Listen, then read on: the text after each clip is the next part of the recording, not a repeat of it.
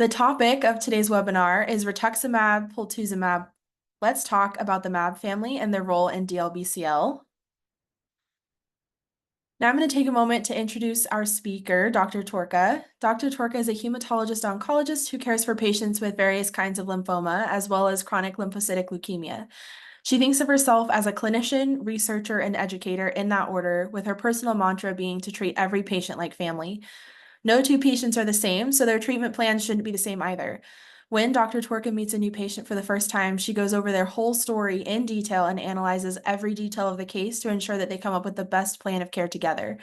Dr. Torka believes that the best care plans incorporate not only cutting-edge science, but also the patient's individual beliefs.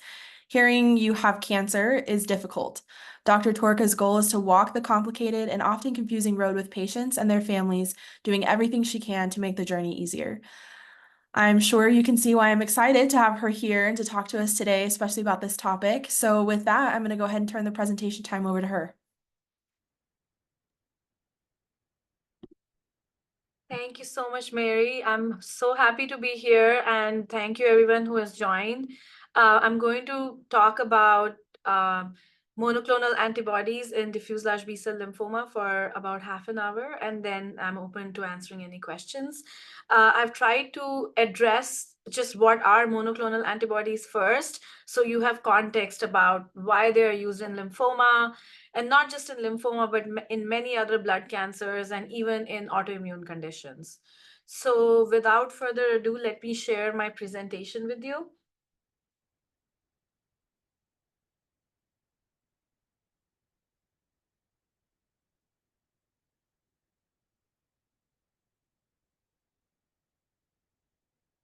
All right, can you see my screen, Mary? Yes. Give me one more second to put it in slideshow. All right, here we go.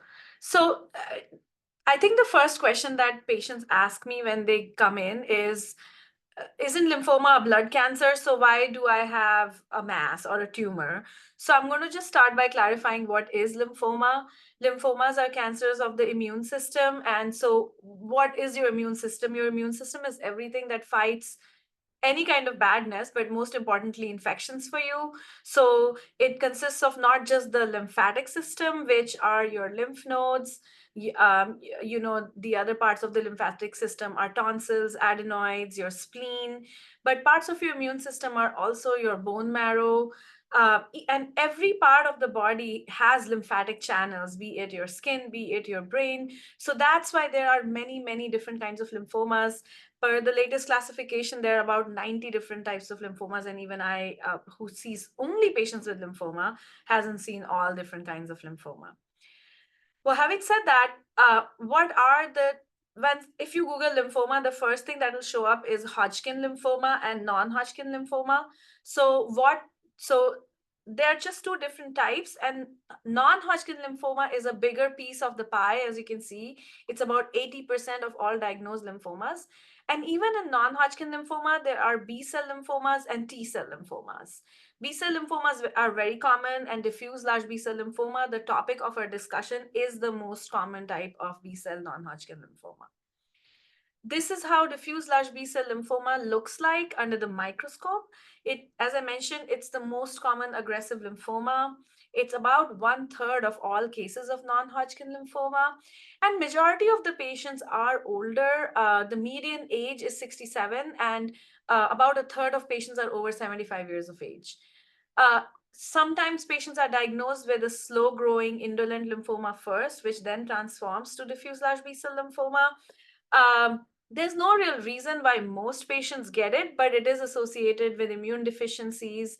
For example, if somebody already has autoimmune diseases or solid organ transplant, they are more prone to develop these lymphomas.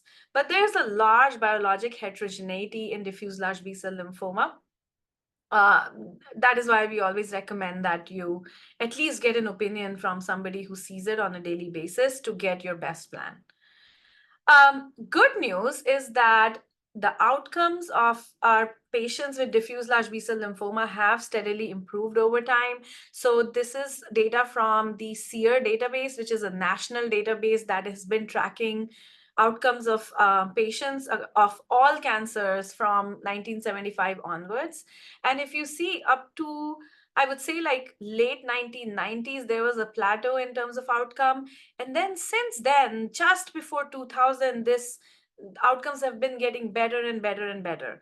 And monoclonal antibodies, the MAB family, which is the topic of our discussion today, has a big role to play in this success. Why? Because rituximab, which was the first monoclonal antibody, the OG, was actually approved in 1997 for B-cell lymphomas. In fact, rituximab is the first monoclonal antibody ever to be approved for any cancer. So as I just alluded to, MAB stands for monoclonal antibody, but you can also call them magic bullets. So what are these? So antibodies are something that we all have. We talk about COVID antibodies a lot nowadays. So antibodies are proteins that are made by your immune system to fight infections. Man-made versions of these natural antibodies are called monoclonal antibodies. And these man-made versions can be designed to attack a specific target. For example, rituximab is targeting CD20, which is a protein that is expressed on the surface of your cancer. So monoclonal antibodies are a type of immunotherapy. So, like sometimes you'll be asked, oh, are you getting any immunotherapy as part of your treatment? If you're getting one of these monoclonal antibodies, you are indeed getting immunotherapy as part of your treatment. So a little bit of history of monoclonal antibodies. Monoclonal antibody, the technology to make these antibodies artificially won the 1984 Nobel Prize in Medicine to these three gentlemen. And basically, initially, they developed monoclonal antibodies by this technology called the hybridoma technology. And the only way to develop these monoclonal antibodies was basically having injecting myeloma cells into a mouse spleen and then developing those. So as a result, these monoclonal antibodies were derived from mice. But then that's not ideal. So then all the antibodies that we use now are there's this term called chimeric antibodies. So they're all chimeric antibodies.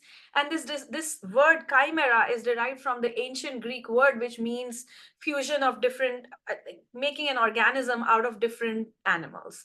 And why is that a revolution in care? Is because by doing this, by fusing parts of different antibodies, we are able to reduce reactions. If you try to inject something that belongs to another animal like mouse, there is a chance of an immune reaction. So doing these making these chimeric antibodies reduces immunogenicity, and it makes them live longer. So you don't have to take them every day. These antibodies can last for weeks and even months in the system. And so I'm not going to spend too much time on this, but I just wanted to demonstrate that this is a technology by which chimeric antibodies are made. Nowadays, we do not use mice in manufacture of antibodies. We harness bacteria who produce these antibodies in sterilized vats. So everything is done in a very controlled fashion without any risk of infection. Now, the next step is, what do these antibodies look like and how do they work? So this is the structure of a normal antibody in our bodies. There are millions and billions of them floating around in all our bodies. So it kind of looks like a Y. And so there are two parts of any antibody. One is this fixed region called the FC region, and one is the FAB region, or the antigen binding site, which is the most important site.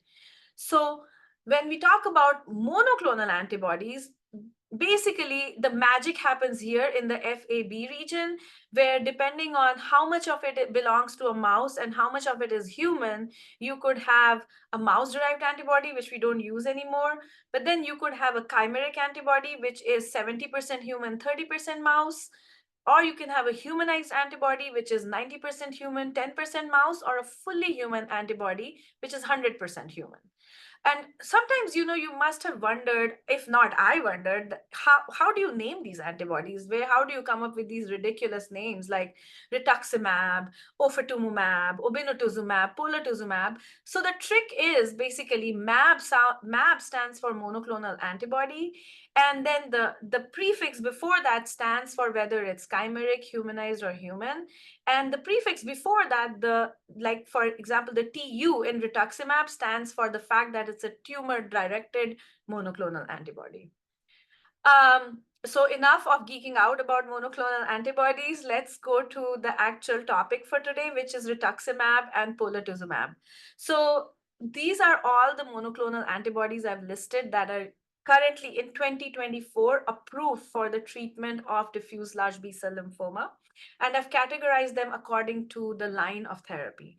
What do I mean by that? First line therapy is basically what we use when somebody is newly diagnosed with diffuse large B-cell lymphoma, and we are doing treatment for the first time.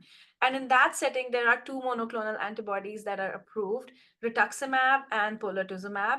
And to be noted, rituximab can be given both as an IV, intravenous injection in the blood directly, or a subcutaneous version, meaning it can just be injected under the skin. And there are pros and cons to both. If somebody's lymphoma comes back and they need treatment for a second time, rituximab and polatuzumab are approved, and a third antibody called tafasitamab is approved. And then, unfortunately, if somebody's lymphoma comes back again and they need treatment a third time or even a fourth or fifth time, then we do have more antibodies, loncastuximab, epcoritamab, and glofitamab. And epcoritamab, again, is available as an IV and sub-Q formulation. All the other antibodies are all exclusively intravenous. And the color coding indicates green for plain monoclonal antibodies, and I'll explain a little bit about that. And then blue for antibody drug conjugates, and purple for bispecific antibodies. And this is important because the side effects of these antibodies depends on what type of antibodies they are. So another word that you might encounter is biosimilars. So what are biosimilars? So think of them like generic drugs, but these antibodies are not like Tylenol or aspirin where their structure is easy. So biosimilars are kind of generic monoclonal antibodies, but they're not 100% same. They cannot be, but they have undergone studies to prove that their efficacy and safety is similar. There are three biosimilars of rituximab which are approved, and these are the names.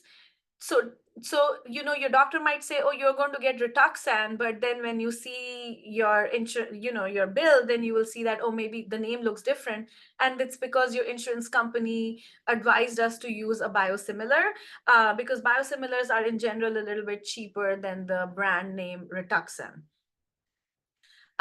So as I was mentioning, the first antibodies that were approved were all targeting this antigen called CD20 on the surface of the cancer cells. And there are three antibodies in that league: rituximab, ofatumumab, and obinutuzumab. And quickly, I'll tell you how they work. So one way they work, and these are some cool graphics, is that they poke holes in the cancer cell. So when there are holes poked in the cancer cell, they just basically crumple. That's one way that they work. The other way that they work is that they activate your immune system. They wake up your immune system and your neutrophils and call them close to the cancer cell and say, hey, this is the cancer, come kill it. And the neutrophils come and do the job. And the third one is that they basically activate the death signal in these cancer cells, and they just crumple and die. So there are three ways in which monoclonal antibodies can kill the lymphoma. So now you know what are monoclonal antibodies, and you know how they work, and you know the specific ones that are used in DLBCL. So let's talk about first-line treatment of DLBCL, which is when someone has newly diagnosed disease and they're just undergoing treatment. So if you Google DLBCL, the first thing that'll show up is R-CHOP. So R-CHOP is a chemotherapy that has been around for about 30 years. It consists of R is rituximab, which is the immunotherapy, and then CHOP is chemotherapy. It's given every 3 weeks, mostly given as an outpatient. And why I put this here is because this was treatment with just CHOP, the line at the bottom, and the line at top is when rituximab was added to CHOP, and added just by addition of this monoclonal antibody rituximab, we were able to improve outcomes by about 20 to 30%. So it really made a difference compared to using just chemotherapy. Talking about the side effects of rituximab, so these are side effects that are common to pretty much most monoclonal antibodies, especially if they target CD20. The first and foremost, which is extremely common, is infusion reactions. For that reason, rituximab is given for 6 to 8 hours for the first time. And the reason why you have infusion reactions is that it at first contact, rituximab activates the immune system. And so the infusion reaction is not an allergic reaction, it's just the way the drug works. And the more cancer someone has, more lymphoma someone has, more the chances of infusion reaction. So pretty much almost everybody, like it's very, very common. So we give it real slow. We give it initially, it's given at a slower rate, and then the rate is increased if we notice that there are no reactions. Reactions happen typically in the first 1 to 2 hours. And there's a hypersensitivity kit, meaning a bag of specific medications that are kept on the side in case a reaction occurs. And they're all listed here. Typically, there is Benadryl, famotidine, Demerol, and steroids in that kit. And these are all well-trained nurses who know exactly what to do the moment they notice the first sign of a reaction. And how does a reaction manifest? It could just be feeling unwell, or some people might break out into hives, a rash. Some people report back pain, and like trouble breathing, or we just notice the heart rate going up and the blood pressure going down. It is extremely rare for someone to have a severe reaction, although it does occur on occasion. So this is the immediate reaction. In most cases, most people have no other side effects. Rituximab, even though it's not chemotherapy, it does increase the chance of viral infections. And also because it's killing B cells, which are responsible for making antibodies to any vaccines, there's decreased efficacy of new vaccines. If you already got the vaccine and you have the antibodies, rituximab is not going to touch it. But it's just that if there are any vaccines pending, like COVID vaccine, pneumococcal vaccine, anything, it's better to try and get them before you get rituximab, otherwise they won't be as efficacious. Some of the uncommon side effects are if somebody has latent hepatitis B, then it could reactivate that. Sometimes it does cause low neutrophils, which is a type of white blood cell, for a long time, but these are quite rare. And extremely, extremely rare is that it can activate JC virus and cause a dementia sort of a syndrome called PMLE, but I've never seen one, and don't I haven't heard of my colleagues seeing one, but it is reported in literature.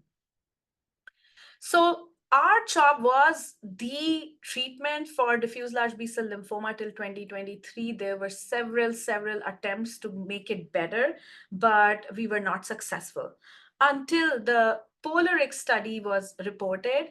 And in the Polaric study, what we found is essentially if you give the R-CHOP, you omit oncovin, which is one of the kind of like the weaker chemotherapy drugs, and you replace it with another antibody called polatuzumab. So now the regimen is called Pola-R-CHP. That showed about a 6% improvement in progression-free survival, which is basically how much time a patient is alive without the cancer coming back. And so addition of polatuzumab improved 2-year progression-free survival by about 6.5%. So what is polatuzumab? It's like any antibody, but it has an extra edge. So if you look at this figure, you see the Y is the same, the inverted, it's just inverted Y of an antibody. But look at the red circles. So what we have done is that we have linked a chemotherapy to this antibody, and in this polatuzumab's case, the chemotherapy is called MMAE. And what now we are doing is that the antibody works like any other antibody, all the 3 mechanisms I showed you, but it also delivers this chemotherapy, these red dots, inside the cancer cell, and the chemotherapy wreaks havoc in the cancer cell. So it's pretty smart because you're getting chemotherapy, but it's not affecting the whole body. It's going inside the cancer cell and being contained there. So so we were very excited when this technology was developed, and it is bearing fruit now. So of course, the next question that you asked is, well, sure, there was a 6.5% benefit. What are the side effects that I can expect with polatuzumab? So the risk of infusion reaction is slightly lower, actually. The new toxicity is that this MMAE, the chemotherapy, it's supposed to go only to the cancer cells, but it also affects the nerves. So there is an increased risk of what we call peripheral neuropathy, so numbness and tingling in the hands and feet, in patients who got pola RCHP compared to R-CHOP. It is usually reversible and it doesn't happen right away. It happens toward the 5th or 6th cycle. So we always ask our patients that question. We exercise more caution in patients who are prone to worsening neuropathy, like those with diabetes and those who already have pre-existing neuropathy. The other unique thing about this regimen is that it also increases the risk of infections from low white blood cell counts. So with use of pola RCHP, use of a growth factor, which basically whips the bone marrow to make more immune cells, it's usually called pegfilgrastim, filgrastim, or Neupogen, Neulasta, Onpro, they are mandatory. So that is about polatuzumab and rituximab. Historical footnote is radioimmunotherapy. So, you might be wondering, wow, this is a great platform. You have an antibody, you can attach chemo, can you attach some radiation? So they did try that and it's actually FDA approved.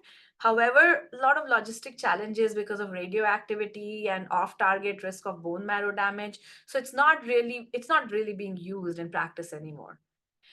So moving on, I want to spend some moments on talking about bispecific antibodies. Why? Because this is the future. Bispecific antibodies are already approved for relapsed diffuse large B-cell lymphoma, and there are so many ongoing trials where bispecific antibodies are now being studied.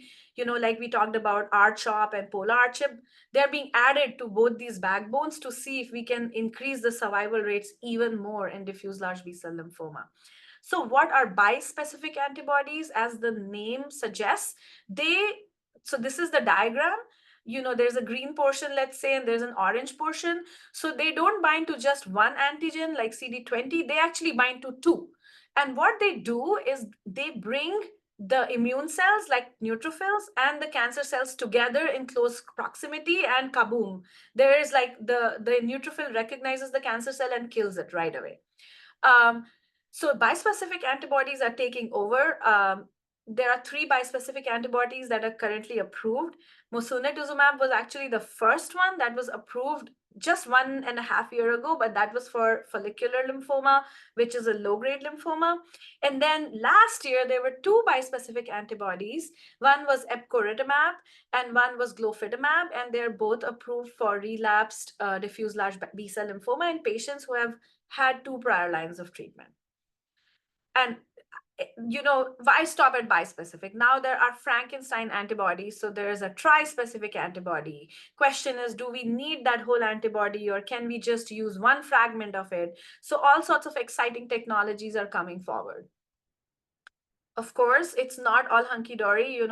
Cancers are very smart, and development of resistance is very common. That's why we don't stop. We just keep exploring new technologies and try to make these antibodies better and better. If there's anybody who is wondering, like, how do we decide when to use these antibodies if the cancer comes back, you have to do a biopsy to see if that antigen is being expressed. So for example, if somebody had rituximab before and now they need a bispecific antibody that again targets CD20, we have to do a biopsy and check that, because the most common way in which cancer cells develop resistance is they just lose the CD20. They're like, fine, you want to use my CD20 to kill me? I don't need the CD20. And so development of resistance is quite common. So what are we doing at MSK? At MSK, obviously, we offer what is available everywhere else, and then we try to move the field forward by designing smart trials and also participating in large clinical trials that have the potential of improving outcomes in our patients.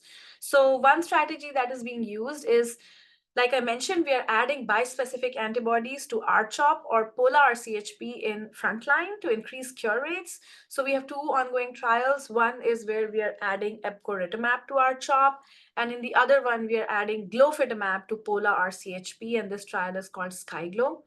The other thing we are doing is, well, the treatment paradigm was chemotherapy and you combine it with immunotherapy. But with all this new technology, do we even need chemotherapy anymore? So this is being, especially in older adults, where they have so many side effects of chemotherapy, and sometimes, it's fatal. So in that setting, we are combining these antibodies to design chemo-free regimens. So this is a trial that I designed. It's called Glory. And what we are doing is that we are combining glofitamab and polatuzumab, two of the monoclonal antibodies, for 2 doses, and we see. If somebody goes into remission, then we don't give them all the chemotherapy. We cut down the chemotherapy. But if it's less than remission, it's working, but it looks like the patient really needs the chemo, then we go ahead and give them chemo. We are not taking away all the chemo yet, because you want to be 100% sure about changing, upending all the treatment. But I think this is a great first step, and this is one step into the future, is try and harness all this novel technology to give the same outcomes or even better outcomes to our patients with less side effects. The other thing that's going on is, of course, why stop at each, as you saw, each antibody is approved by itself in the relapse setting, but everything has an expiry date. They're not strong enough to cure the cancer, so we are combining them. So this is another trial that I'm leading, is where we are combining epcoritamab, tafasitamab with lenalidomide in diffuse large B-cell lymphoma to try and boost the cure rates. And then finally, what about patients who have seen all these antibodies and their cancer still comes back? So for that, we have like all those other Frankenstein antibodies I talked about, the tri-specific antibodies, and we have that available at MSK. So with that, this is my last slide. I always recommend to all my patients to participate in clinical trials, because you get to try the treatment of future today. Clinical trials are vital for scientific progress, and our patients are the heart and soul of our research. This slide is from the Emily Whitehead Foundation. Emily Whitehead was the first person in the world to receive CAR T cells when she was a little child. And now she's 10 years cancer-free because of that brave decision by her family for her. Happy to answer any questions now. Thank you so much for your patient listening. Thank you so much for that presentation. That, I feel like, was incredibly informative, and that last image was so inspiring. Like you said, it's a brave and an amazing thing to participate in clinical trials, and I think it's exciting. You mentioned some, the future and what that looks like, and I think that's very exciting. Thank you so much. It is now time for the discussion part of today's event. So as a reminder, you can ask your question or make a comment by typing it in the chat box, or by raising your hand if you want to ask your question verbally. So while we wait to see some comments come in, I was curious if a patient is interested in whether they would be a good candidate for a monoclonal antibody, what does that conversation look like with their doctor? What kinds of things should they be asking, or what kinds of things would be playing into that decision?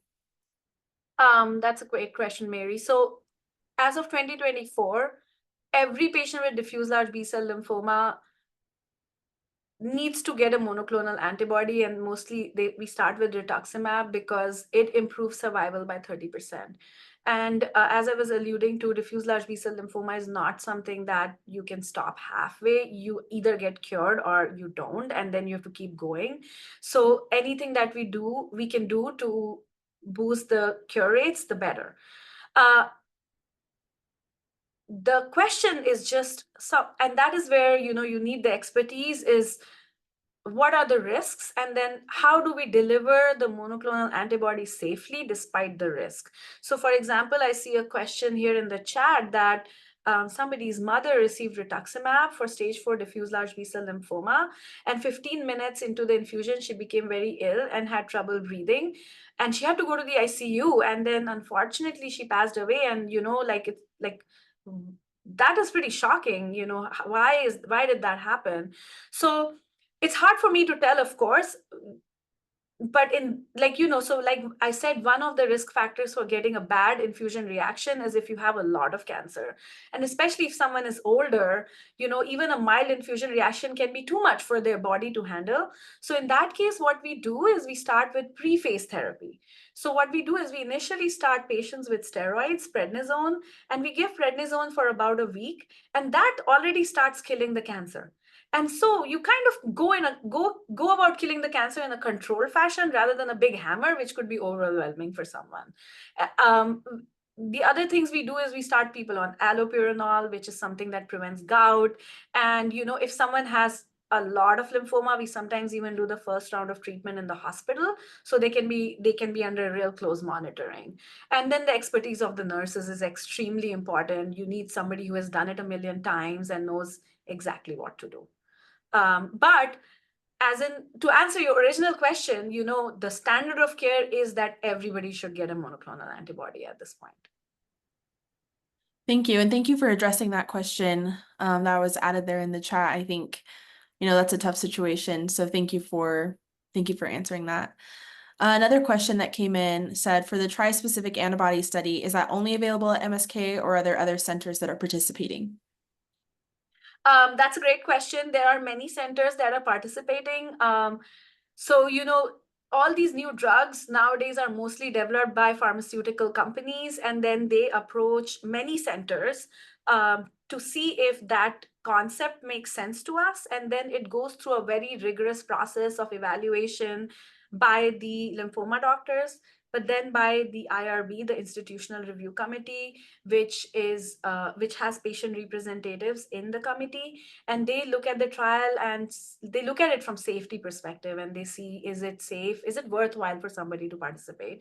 So the tri-specific antibody that we have, it's sponsored through J&J. I'm sure there are other tri-specific antibodies that other companies are making, and there are many sites that are participating in the study. The goal is to get the treatment evaluated as soon as possible, and if it works, that's amazing, and if it doesn't work, we discard it and we try something else. How are side effects traditionally managed with these medications? So that's a great question. As I mentioned, the immediate side effect that we worry about is the infusion reaction. And once that's mitigated, most of the rest of it is smooth sailing. The infusion reactions don't usually come back. In fact, we are able to switch the rituximab from IV to even just a shot under the skin subcutaneous doses. Most people, sometimes the day they get rituximab, the first time they might go home and they might feel very tired because they got Benadryl and all these drugs, and they might feel, so they're going to be really tired and they sleep it off. Some people get a fever at night and it's okay, you can take Tylenol. Other than that, the monoclonal antibody itself doesn't have any side effects, but in most of the times it's combined with CHOP. So what I typically tell my patients is, you're actually going to feel good the first week because CHOP, the P stands for steroids, and steroids give you like pep and energy. But it's the second week when your world will come crashing down. You might feel like you're feeling more tired, you want to nap more, you just don't have energy. But then the third week you bounce back. But our CHOP is every 3 weeks, so it's time for your next dose. So, it's kind of like a pendulum, but it's a predictable pendulum. Most people, the immunotherapy and even chemotherapy nowadays, you get a lot of great anti-nausea medications. So the image that people have in mind that, you're going to be throwing up in a toilet bowl, that's a thing of 1990s. Like nobody does that anymore. Most people actually gain weight when they're on chemotherapy because everybody is showering their love through food. Maybe you're not working, maybe you're not exercising, so it's important to stay physically active. We always give something for nausea and queasiness in case people get that, but most people end up not requiring that.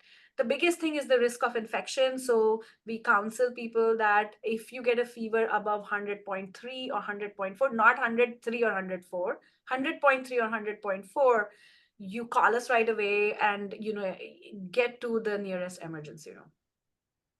Thank you for answering those and for addressing those questions. We have a lot of thank yous in the chat. Thank you for your presentation and dedication to improving outcomes. Looks like we have one more question we'll go to real quick. With rituximab, do you lose immunity? I know we should be current on immunizations, but I'm wondering if after rituximab we would need to be revaccinated. That is an excellent question. So you do not lose immunity, pre-existing immunity. So for example, if you got a tetanus shot, like for your job, you will still have those antibodies. If you got pneumonia vaccine already and you have the antibodies, you're fine. But it's just that if you get any vaccines after you get rituximab, for about 1 year, the vaccines are not going to work that well because you really don't have the B cells that make the antibodies. So we always recommend that you get as many vaccines as possible before. The problem is DLBCL is an emergency. You have to start treatment in a week or two. Who has time to think about vaccines in that time? So in general, all of us should be up to date on vaccines. The only thing that comes up is seasonal vaccines like the flu vaccine or like now the COVID vaccine. And so we still recommend you get the vaccines because, like what do you have to lose? Maybe it'll work a little bit, but then after 1 year, you'll have to repeat them. And you cannot have that false sense of reassurance that, oh, hey, I got the flu vaccine, I'm fine. You still have to be careful about going into situations where you can't control exposure. I tell my patients, do not go to football games, do not go to casinos, do not go to church on a Sunday, and to like for grocery shopping on a Saturday morning. Any other thing is fine. Thank you for answering that and for shedding some light on that. I think that's a question a lot of patients with, blood cancers and DLBCL have questions about in terms of, what am I allowed to do? What should I not be doing? So thank you.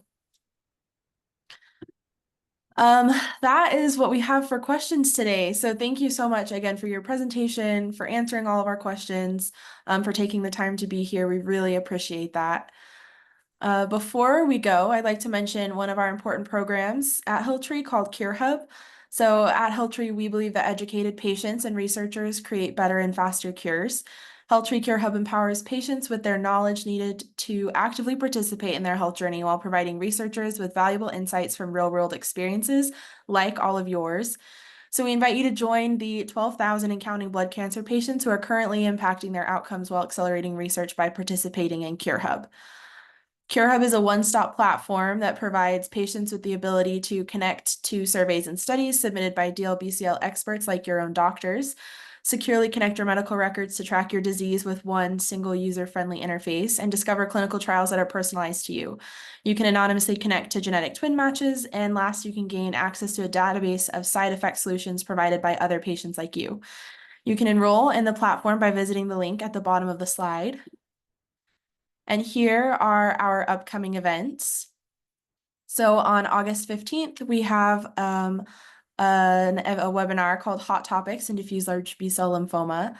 On August 20th, one From Trial to Triumph, Robin's Pioneering CAR T-Cell Therapy Journey, and then one on August 26th on Treatment Options for DLBCL.